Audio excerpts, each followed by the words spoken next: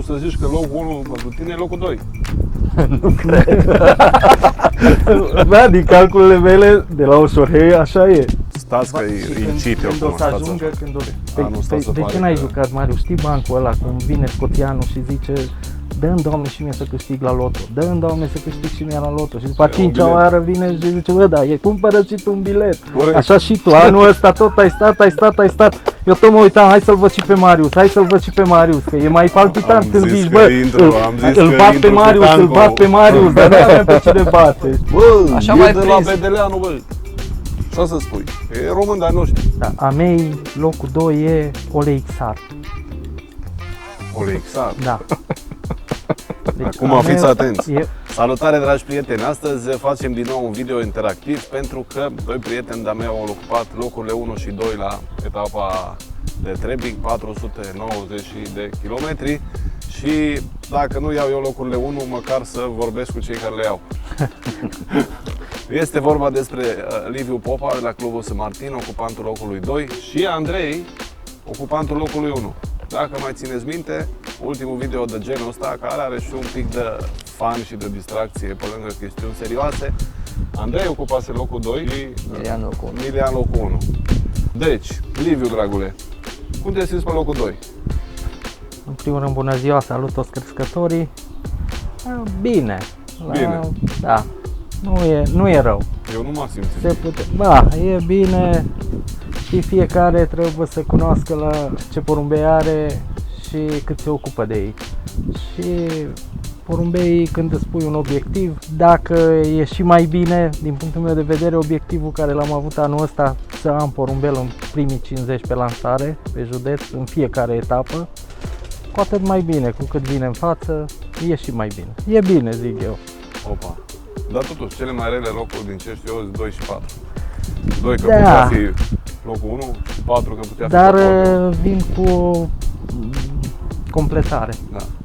Pentru mine e locul 1 pe clasamentul meu. Opa! Pe clasamentul meu. Stai așa, Da. că deja e la atac Și- la persoană aici. Nu, îți Pentru spun, tine ce locul e? Cum tu să zici că locul 1 pentru tine e locul 2. nu cred.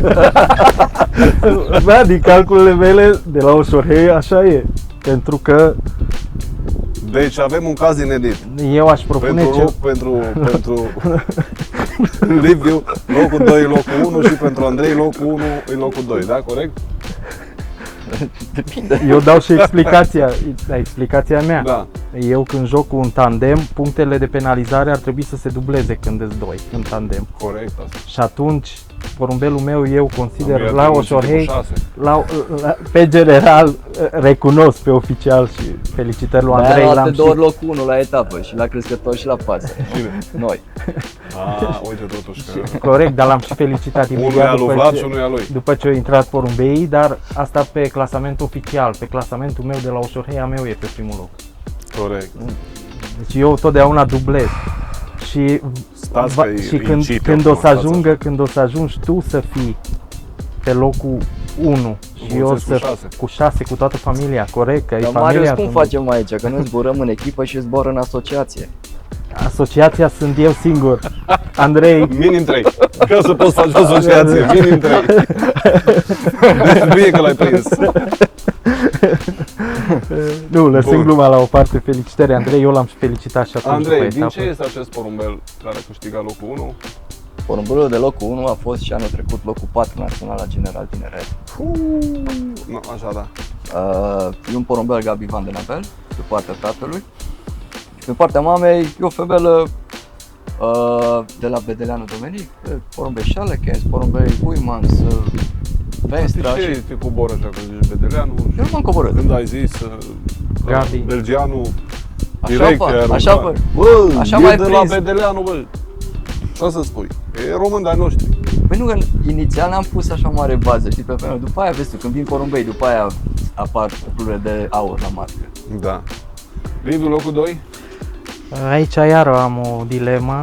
Eu apreciez porumbeii din pedigriuri Gabi Van de la Bel, Van Lom, Van Basten, Gulit și ăsta. A mei, locul 2 e Oleixar. Oleixar. Da. Deci, Acum a fiți meu atenți. E Oleixar. Da. Deci fac o paranteză, când m-am apucat de porumbei am avut 50 de perechi la matcă, din care 25 cu pedigriuri serioase și ăsta, 25 OLX-ari. În anul ăsta am la matcă 3 perechi care au rămas, una care merge bine la mine, eu vorbesc de crescătoria mea, la maraton, una care merge bine de la 100 la 1000 și perechea asta care a început să meargă bine acum la general. Toate 3 sunt OLX-ari, adică pe porumbei cumpărați cu 50 de lei bucata. După OLX. După OLX. Dragilor, o sursă extraordinară de porumbei foarte bune, acum ați auzit. OLX. După 4 ani de joc am ajuns și la explicație. Toți care jucăm, toți crescătorii din ăsta, nu sunt porumbei răi. Toți au din pedigriuri. Da, sigur. Atâta doar după studiile mele care le-am făcut și la ornament și am refăcut rasa uriaș de Salonta, am ajuns la concluzia că porumbelul dă a 7-a generație în urmă. Toți au din urmă. Important e să tragă acea trăsătură de zburător, adică nu capul, nu picioarele scurte, nu coada, nu penajul, nu. Astea sunt trăsături fizice. Când îl găsești porumbelul ăla care din a 7-a generație aduce aptitudinea de zbor, ăla e porumbelul care trebuie căutat. Adică e foarte greu să-l ăsta, dar părerea mea. Cum îți dai seama că a adus-o? Prin încercări și prin selecție, cu răbdare. Adică tu zici că ai nevoie să-ți reproducă porumbei care vin bine. Corect. Scurt. Corect. Cam asta, Da, prin asta îți dai seama. dar nu o să, eu nu cred în bun cu bun pus în pereche și îți dă bun. Nu o să dea niciodată. Părerea mea. Adică Cum trebuie să-i pui? prin încercări, dar porumbelul ăla, și vorbim de porumbei ăia de frunte, nu de plutonieri care vine, clasează, Da. face norme. Porumbelul ăla din față, eu zic că se naște dintr-o pereche bună, să zicem, sau ăsta, odată la 30 de pui, părerea mea. Dacă l-ai pierdut ouă ăla în care e porumbelul ăla bun, ăla s-o dus și poți tot să scoți din ei. Odată la 30 de pui a cuplului sau a cuplului. A cuplului. Da. Da? Da, părerea mea, făcând calculele cu 7 ani în urmă, genetica o spune. Pot să vin cu o excepție, de exemplu 7701 mai are frate său 7761 care sunt din 2 ture consecutive și celălalt a venit al doilea, cu crescătorie locul 8 pe etapă.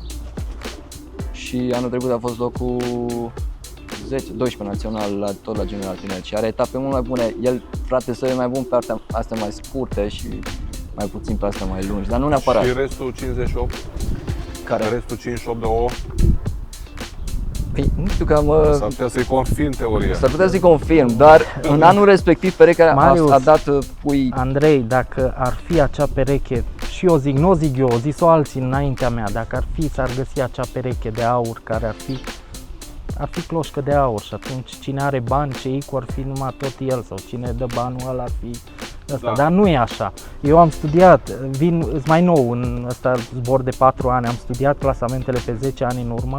Dacă ne uităm, în fiecare an apare câte unul țintit, al doilea an mai are porumbelul la palmares, dar cu punctaje mai mari, al treilea an e palmares 3 ani cu punctaje și mai mari și s-a pierdut, gata, s-a terminat. Asta înseamnă că ăla, eu sunt convins, eu dacă aș avea locul 1 pe județ, să zicem, da, un ipotetic, e clar că din perechea aia, a scoate de naiba i-ar lua, nu? Încerci să-ți faci, să tot scoți din el, pentru că corect, frate, da. Cu campionul și ăsta. Nu, românul începe să vândă, e clar, că vin cererile, vinzi, dar îți las și ție. Dar nu mai dă randamentul până probabil trebuie să aștepți mult și bine, pe când ar mai da un pui de genul care l-ai avut, nu mai ouă, porumbița, deja treci ca ani. Natural sau văduvie? Pentru că am mai învățat ceva. Eu cred mai funny și distrăm, dar e o părere. Eu am tot alternat în fiecare an, anul ăsta la văduvie am fost. Deși am avut un șoc așa, că porumbelul ăsta a fost reclamat la viteză, care l-am. Da? Da? Și exact când îi trebuia etapa de viteză, nu știu ce-a fost tata banii aia, eu n-am înțeles nimic din etapa aia, nici nu a clasat porumbelul. Și de atunci am vrut de iară să-i trec, că m-am enervat, îi trec pe natural. La mine, poate știi, deciziile se iau la cald, nu la rece. Nu stau noaptea să mă gândesc, atunci la cald se ia deciziile. Și am vrut să-i trec pe natural, dar am zis hai mai aștept o etapă și au rămas pe văduvie. La mine văduvia partener acasă, zburăm doar masculi. La fel și eu, Mișto. numai masculi. Mișto. Urmează un nou Trebiț. Paprika prima dată. Acum urmează paprika și Da, da, va urma următorul. Va urma următorul, da? Cine mai vine, Angajați porumbei acolo. da, dar Așa. cine mai vine de la Normal. paprika asta? Cine mai vine de la paprika asta? Pentru că etapele astea... Ce așteptări aveți? Crezi că o să-l bați pe Liviu? cred că da. Crezi că te răzbuni? 100%. Nu discutăm Păi nu. acum. Fiecare etapă țintim locul 1. Nu am discuție e clară între voi. Că pe mine eu am punctajul mult cu 6, de aia să așa în spate ca să merg. Și abia aștept să meargă Andrei mai departe un pic de mine. Unde? Acolo, la Sunt Andrei sau unde-s volierele acum? Încolo, da. Mai aproape? Unde? De mine, Mai departe. mai departe. Nu, sunt un pic mai la sud, un pic, mai spre intrarea pe oraș. Pe linia cu aeroportul mai jos. Tot mai Stai un pic, La departe. tine e în Ușorhei. Ușorhei, da. Mai departe de tine. Păi, totdeauna, eu tot îi urez la Andrei, dar nu vrea și vouă de la Oradea, tot vă urez și tot așa am zis, să dea Dumnezeu să vă intre porumbei înaintea mea, Doamne ajută, la fiecare etapă, și a mei cu 4 minute după voi. Și așa o să fie la următorul Trebiț. Dar porumbeii mei, zile grele. ascultă-mă, ne-ai nimerit, că porumbeii mei sunt prieteni cu al lui Andrei. Da. Când vine al lui Andrei bine, vine și a mei bine, că ei vin împreună și asta. Diferența o face de S-au aici până... cunoscut anul trecut. Diferența o face de aici până la Ușorhei, că ai văzut și acum, nu că mă laud, dar diferența a fost foarte mică. Un fluierat a fost și asta. Dar o venit direct pe trapă, că dacă nu venea pe trapă ziceam că-s locul 1 fără tandemul, Adevărul fără... că ai un avantaj aici, că îl cunoști orașul, imediat se orientează. Direct pe Până Criș, aici direct ai- pe Criș, direct a mei pe Criș, sunt porumbei de apă ăștia, oleixarii vin pe apă. Dar ce, lângă apă suntem și aici, nu? Și nu Cum să știi că cumpăr, cei care Marius, stau pe marginea Crișului au un avantaj. Marius, de la cei de la cei de pe OLX, numai de pe malul Crișului cumpăr, unde sunt învățați. Da, Nu, asta, da, asta asta și e în zic. sânge. Măi, eu vă felicit pe amândoi. Mi și ciudă pe voi. Dar asta este anul ăsta să de pare ce n-ai că- jucat, Marius? Știi bancul ăla, cum vine scoțianul și zice dă-mi, Doamne, și mie să câștig la loto, dă-mi, Doamne, să câștig și mie la loto. Și după a Un 5-a bilet. oară vine și zice, bă, da, cumpără și tu un bilet. Corect. Așa și tu, anul ăsta tot ai stat.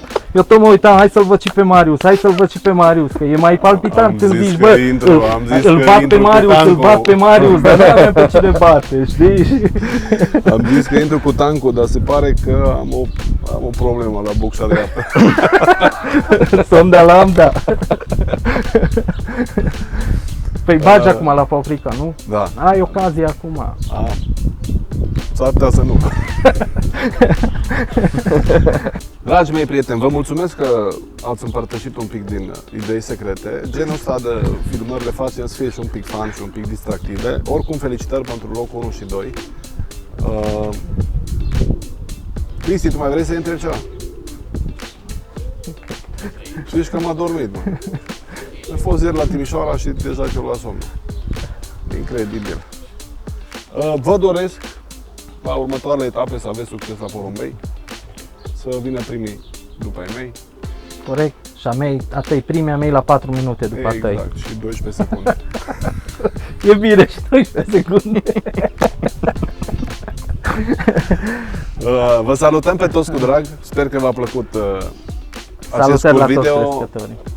aceste mici glumițe, acest video, aceste mici înțepături și mici glumițe, doi columbofili foarte buni pe care vi-am prezentat. Succes mai departe, băieți! Mulțumim! Andrei, felicitări, oricum, Mersi, porumbei mersi. tăi sunt super, deci nu se pune problema, glumim, dar valoarea spune cuvântul, deci nu se Asta pune e n-am. problema. Am luat de pe OLX din Belgia. Corect. Salutări tuturor și dacă încă nu v-ați abonat, aveți ocazia să o faceți. Ne-ar ajuta foarte mult să creștem ca și comunitate, pentru că aici este cea mai frumoasă comunitate internațională iubitorilor de porumbei de curse. Salutări de la Oradea, din România! Salutare! Salutări, felicitări și baftă la toți crescătorii.